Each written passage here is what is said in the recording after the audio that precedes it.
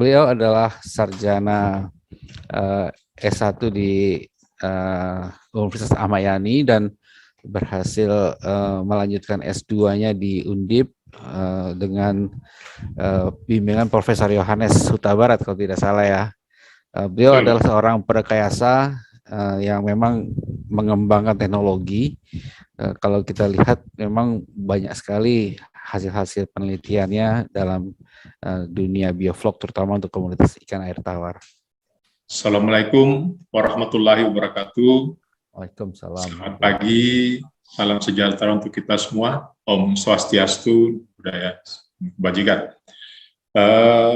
Pagi ini saya merasa senang, bangga sekali diberi kepercayaan oleh Resort Indonesian Aquaculture yang sudah bekerja sama dengan WWF Indonesia dan Dinas Perikanan Kabupaten Banjar. Ini momen yang sangat bagus sekali bagi kita semua untuk saling berbagi bagaimana sebetulnya budidaya ikan sistem bioflok.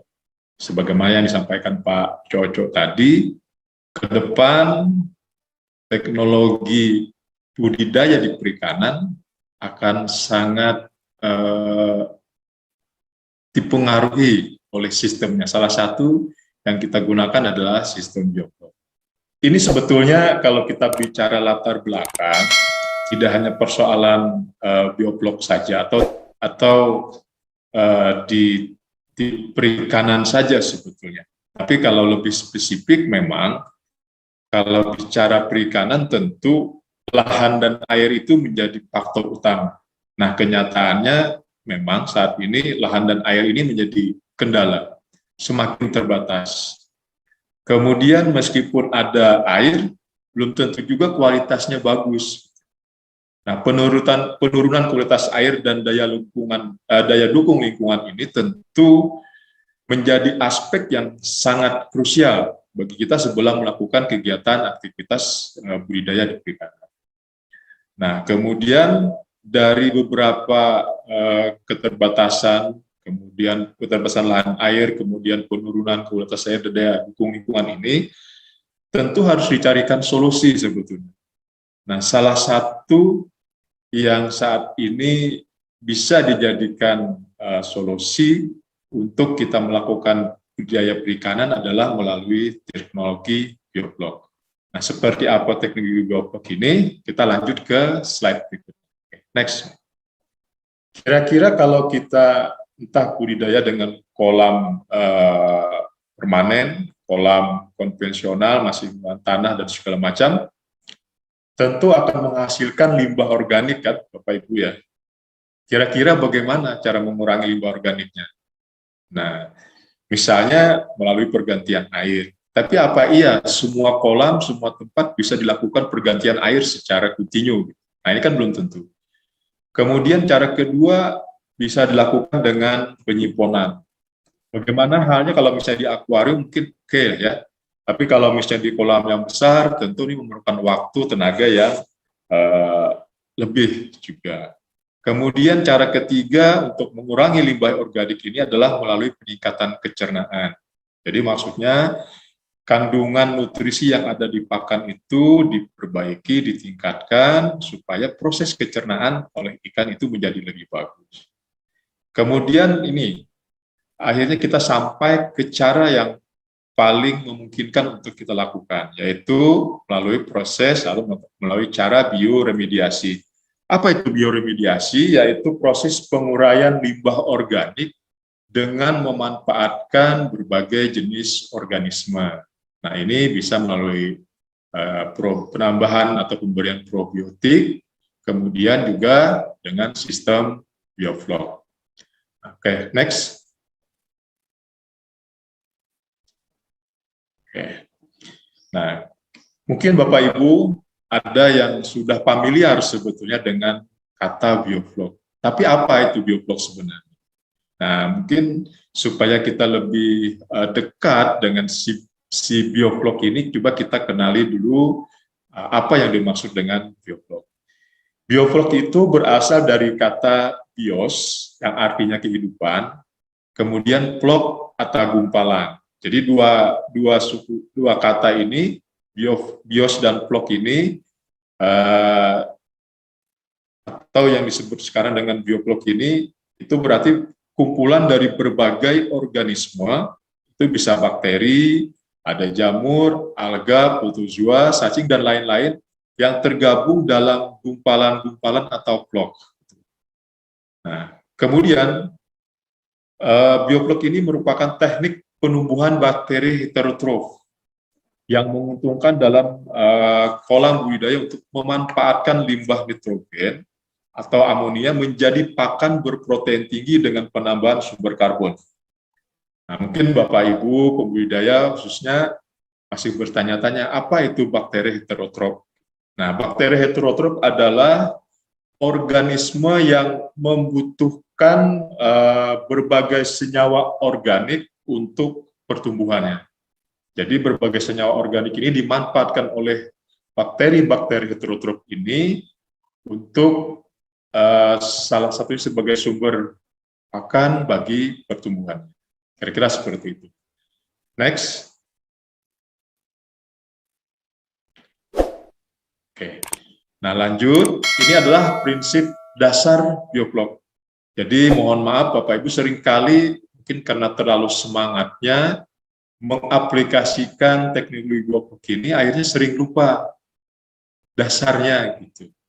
Nah, ini sering saya temui di beberapa kasus, ada teman-teman pembudidaya di Bali misalnya, karena memang di sana rutin kita dampingi, saking semangatnya menerapkan biovlog, tapi lupa dengan prinsip-prinsip dasarnya.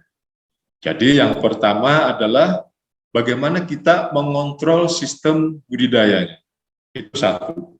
Nah, dengan mengontrol sistem budidaya ini, bagaimana pola saling menguntungkan. Artinya ada saling memanfaatkan antara ikan yang kita pelihara, ikan menghasilkan limbah, berupa kotoran maupun sisa pakan, dan ada organisme-organisme air lain.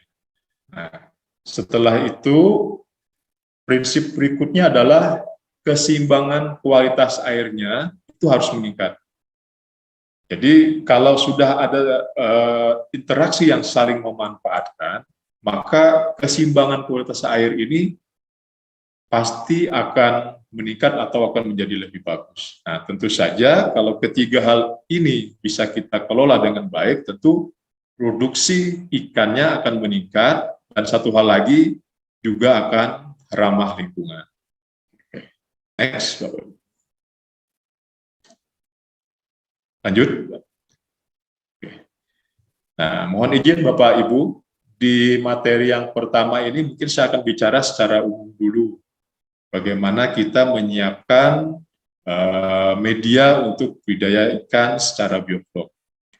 Kalau untuk yang spesifik pengaturan aerasi, seperti apa kebutuhan oksigen, nanti dilanjutkan oleh materi kedua Pak Adi Sucipto. Nah, yang pertama, kita tentu membutuhkan probiotik sebagai pembentuk vlog. Apa saja bakteri yang kita butuhkan? Misalnya ada Bacillus, ada Bacillus subtilis, Bacillus rhizinoformis, dan lain-lain sebagainya.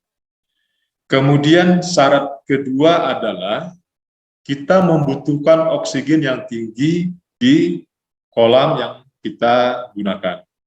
Jadi kisarannya 4 sampai 6 ppm. Kemudian kalau misalnya Bapak, Ibu ada yang menanyakan, boleh nggak lebih dari 6 ppm?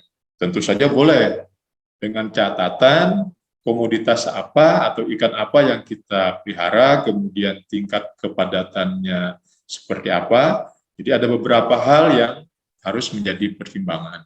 Nah, lalu bagaimana supaya bisa kisaran oksigen terlarutnya ini antara 4 sampai 6 ppm. Nah, tentu kita harus menggunakan sistem aerasi yang mempunyai kekuatan cukup tinggi untuk memberikan asupan oksigen di kolam. Jadi biasanya kita menggunakan high flow atau blower. Kemudian syarat ketiga, kita perlu menyiapkan atau menambahkan bahan baku starter yang mengandung karbon. Ini bersumber dari dedak atau juga kita biasa menggunakan tepung tapioka. Nah, sistem bioblok ini syarat berikutnya adalah kondisi airnya. Kondisi air itu tidak boleh diam atau tenang, makanya ditambahkan aerasi yang kuat tadi, supaya kondisi lingkungan air kolam itu selalu teraduk dengan bantuan semburan air yang berasal dari bisa aerator atau menggunakan high blow tadi. Jadi 4 persyaratan ini yang harus kita penuhi sebelum kita melakukan budidaya dengan sistem bioblok. Oke, lanjut.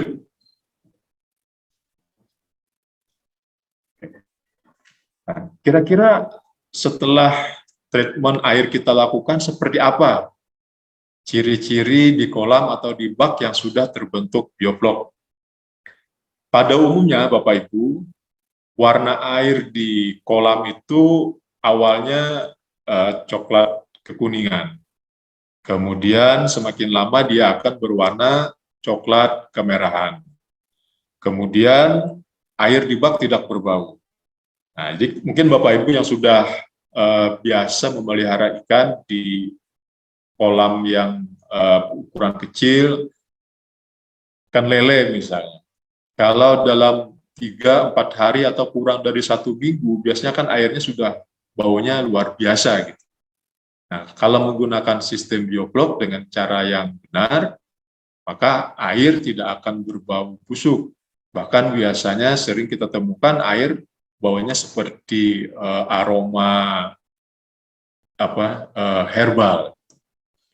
Kemudian ciri berikutnya adalah air di bak itu biasanya lebih encer dan tidak kental. Jadi bukan yang kental karena banyak endapan kotoran atau karena banyak sisa-sisa pakan.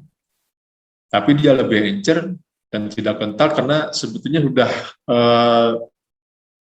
menjadi blok-blok yang bisa dimanfaatkan oleh ikan sebagai pakannya. Nah, kemudian seperti apa kalau kita ingin mengetahui bahwa blok sudah terbentuk? Gitu. Nah, itu bisa kita ambil sampel airnya menggunakan enhopcon, kemudian kita diamkan beberapa menit. Nanti akan ada endapan, kemudian ada sebagian endapan itu yang berwarna coklat kehijauan melayang-layang di dalam air. Mungkin bisa dilihat di slide berikutnya. Next, Pak.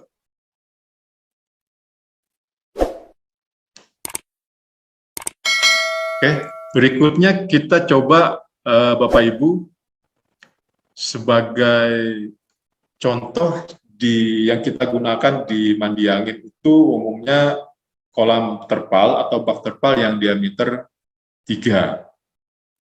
Langkah pertama sebelum kita menumbuhkan bloknya, tentu kita harus bersihkan baknya dulu. Jadi kita cuci karena biasanya masih ada sisa lumpur, sisa-sisa pakan maupun lumut. Ini biasanya terutama pada bak yang sudah lama kita gunakan. Nah, setelah ini kita bersihkan, dilanjutkan dengan pemasangan aerasi. Jadi aerasi ini kita upayakan dipasang melingkar, karena nanti artinya di sekeliling kolam. Jadi kita harapkan nanti pada bagian tengah itu baknya atau kolamnya berbentuk kerucut, nah nanti kotoran bisa terkonsentrasi di bagian tengah, sehingga lebih mudah untuk kita buang. Lanjut.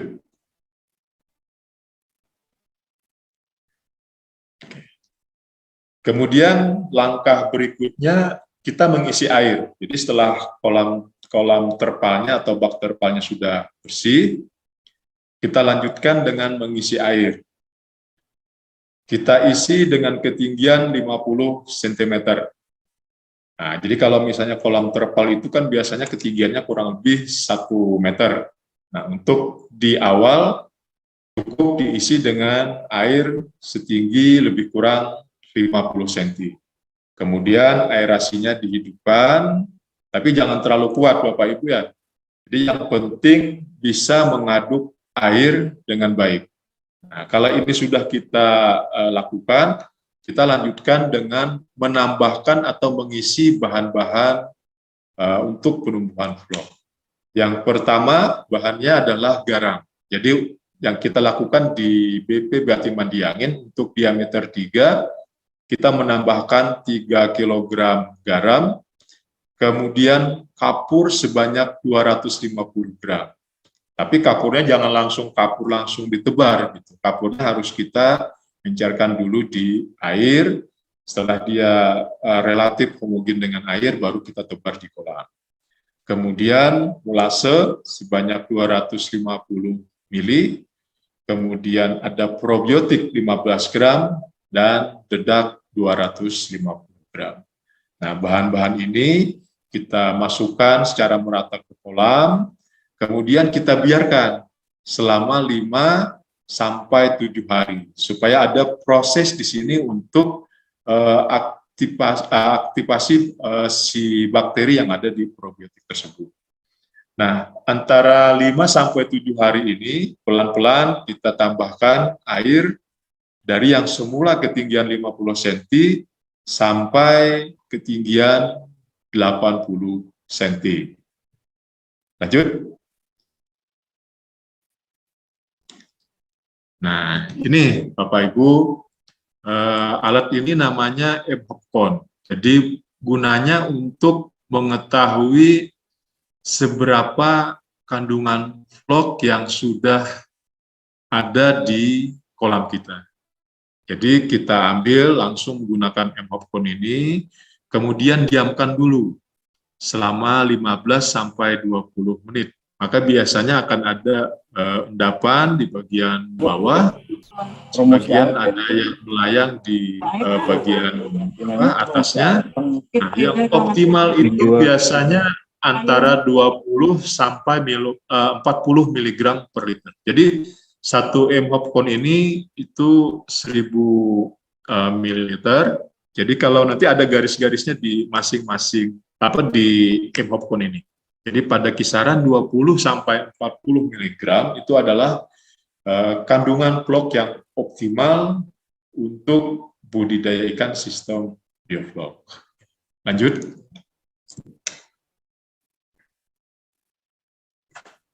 Nah, ini ada contoh vlognya, mudah-mudahan bisa terlihat jelas ya Bapak Ibu gambarnya. Lanjut. Di materi ini Bapak Ibu saya ada siapkan untuk ikan lele, kemudian ikan nila, dan mungkin nanti kalau masih ada cukup waktu sebagai tambahan ada untuk ikan papuyu. Jadi meskipun ikan papuyu sebagaimana yang kemarin kita diskusikan dengan panitia tidak termasuk di kegiatan kita, di kegiatan yang dikerjasamakan antara Agresals Indonesia dengan WWF. Mudah-mudahan nanti karena ikan papuyu ini salah satu ikan yang favorit di Kalimantan Selatan khususnya. Jadi mudah-mudahan karena kami di BPBT Mandiangin sudah mengembangkan sistem biovlog untuk ikan papuyu ini dan hasilnya alhamdulillah cukup bagus. Apalagi harga jualnya ini juga sangat menarik sebetulnya. Oke, lanjut Pak. Nah, kalau untuk persiapan air atau treatment air biovlognya antara ikan lele, nila, papuyu itu sebetulnya sama. Jadi tahapan-tahapan treatment air, kemudian bahan-bahan yang kita tambahkan itu sama. Nah, yang membedakan adalah ikannya dari segi ukuran, kemudian padat tebarnya. Kalau ikan lele yang kita gunakan biasanya berukuran minimal 7-8 cm. Nah, kalau misalnya lebih besar tentu lebih bagus. Jadi kalau misalnya ada yang tanya, boleh nggak ukurannya 9 cm atau malah 12 cm, ya bagus. Kenapa? Karena kalau yang kurang dari pengalaman kita, kalau yang kurang dari 7 cm atau kurang dari 6 cm sebetulnya itu belum terlalu siap untuk perlakuan dengan sistem biovlog. Jadi belum bisa memanfaatkan secara optimal vlog-vlog yang ada di kolam pemeliharaan. Kemudian pada diameter biasanya kita pada tebarnya itu 530 ekor atau 3.000 ekor per bak. Nah, kalau misalnya Bapak, Ibu ingin lebih, boleh nggak? Misalnya lebih dari 3.000 ekor. Ya boleh, Bapak Ibu. Jadi kadang kita juga sampai 3.500, bahkan pernah juga 4.000. Tapi nanti perlu perlakuan yang lebih ekstra lagi, karena kepadatannya lebih tinggi. Jadi yang ideal sementara ini kita di kisaran 3.000 ekor per bak diameter 3. Kemudian untuk waktu tebar, Bapak Ibu, tentu sudah paham ini ya. Biasanya kita lakukan di pagi atau sore hari. Kenapa gitu kan? Nah, pasti Bapak Ibu udah tahu alasannya. Kemudian setelah kita tebar, boleh nggak dikasih makan? Kita sarankan puasa dulu Bapak Ibu. Jadi setelah kita tebar, 1 hari itu dipuasakan dulu. Fungsinya apa? Nah ini untuk si ikan tersebut bisa beradaptasi dengan lingkungan yang baru. Kira-kira seperti itu. Nanti pada hari berikutnya, hari kedua dan seterusnya baru kita bisa memberikan makan. Oke, lanjut. Nah ini mungkin ilustrasi untuk penebaran benih. Lanjut.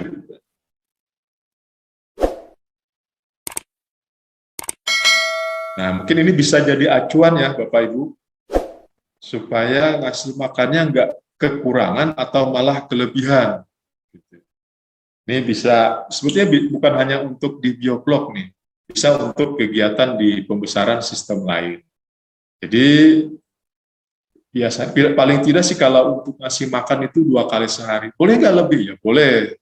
Jadi kalau bisa 3 kali, bahkan seringkali kalau misalnya kolam itu dekat rumah, bisa malam lagi dikasih makan. Tapi yang penting dosisnya jangan sampai berlebih.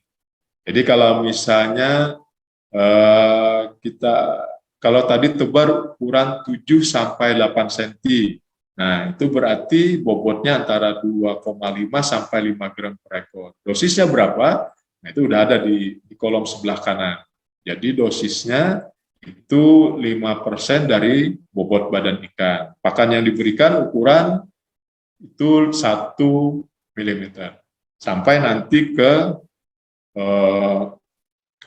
20 sampai 50 gram, kemudian 50 sampai 80 gram, lanjut ke 80 sampai 100 gram, bahkan sampai ukuran 100 gram. Jadi Bapak Ibu udah punya acuan, nanti tinggal disesuaikan dengan kondisi di masing-masing kolam yang ikannya kita pelihara.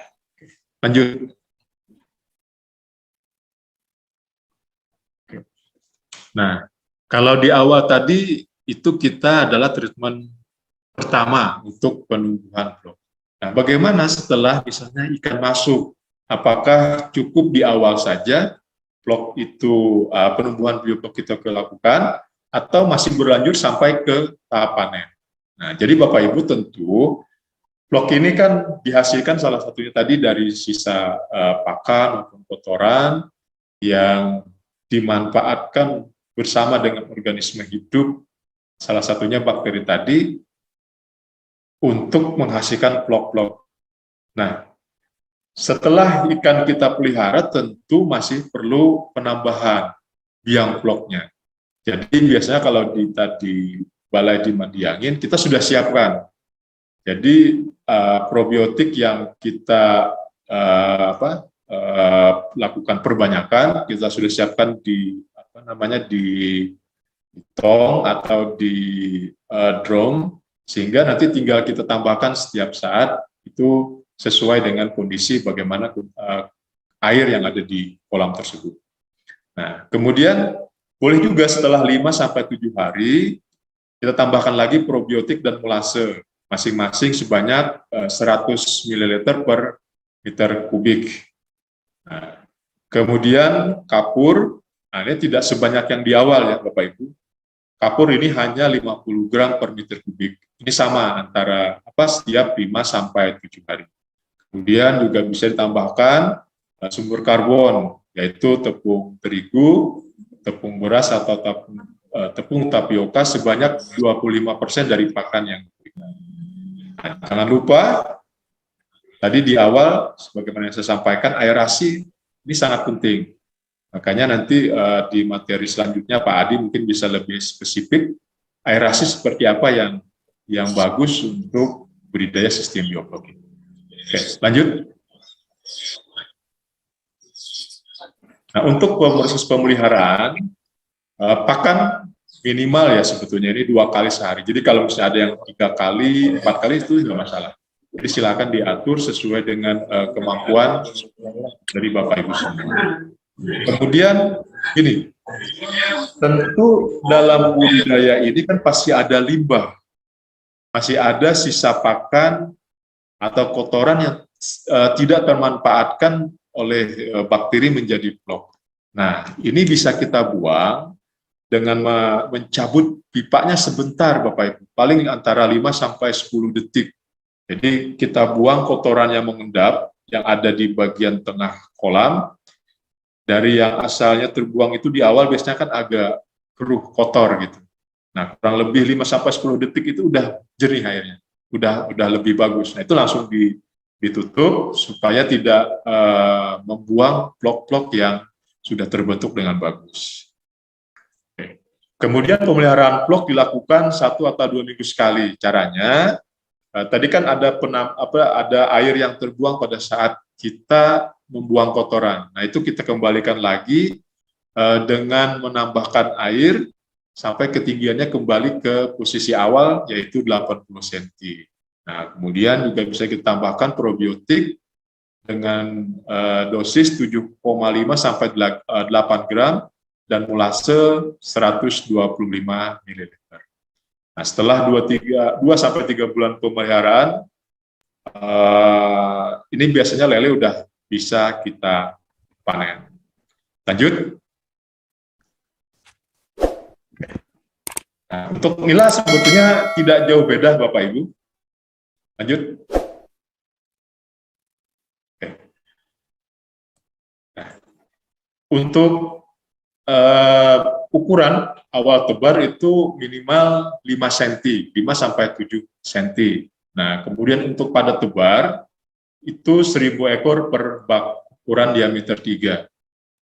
Tapi kalau pengalaman kita, ini bisa sampai dipadatkan 2 kali lipatnya, sampai 2000 ekor per bak. Tapi dengan catatan, oksigen terlarutnya juga harus lebih tinggi. Jadi kalau pada saat awal tadi saya sampaikan antara 4 sampai 6 ppm, itu ideal untuk kepadatan 1000 ekor. Jadi kalau lebih, tentu juga harus lebih dimaksimalkan lagi kandungan oksigen terlarut. Karena ternyata begini, berdasarkan pengalaman kita, nafsu makan ikan terutama itu kurang respon. Kalau misalnya kandungan oksigen terlarutnya itu kurang optimal atau di bawah dari 6.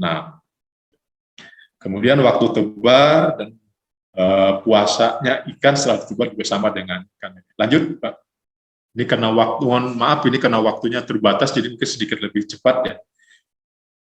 Kemudian untuk penumbuhan blok sama dengan yang kita di awal tadi, benih itu bisa kita tebar setelah 7 hari. Lanjut. Nah, untuk proses pemeliharaan, sebetulnya juga tidak banyak jauh beda dengan ikan lele. Jadi misalnya bagaimana cara pengendalian limbahnya, sisa kotoran yang tidak termanfaatkan untuk pembentukan blok, kemudian pemeliharaan bloknya 2 minggu sekali dengan menambahkan air sampai ketinggian 80 cm, kemudian penambahan probiotik dan molase juga sama dengan lele. Yang membedakan mungkin di waktu panen. Jadi pengalaman kita di antara 4 sampai 6 bulan ini sudah bisa dilakukan panen. Jadi di 4 bulan pertama itu sudah sebagian sekitar 40 sampai 50% itu sudah mencapai ukuran panen size 3 atau size 4 dan selebihnya bertahap sampai bisa kita panen total. Lanjut.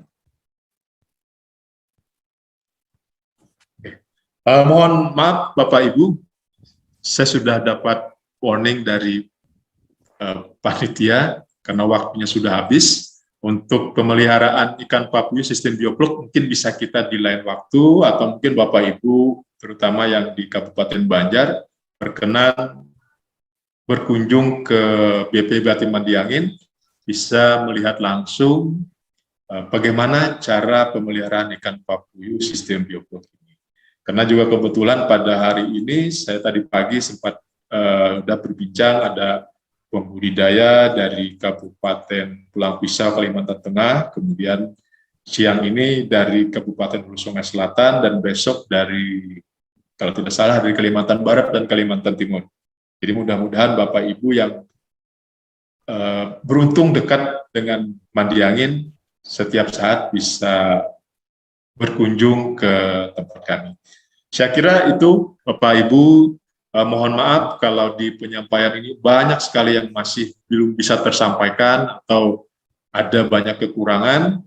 Mudah-mudahan di lain waktu, di lain kesempatan kita bisa diskusi, bisa sharing yang lebih intens lagi.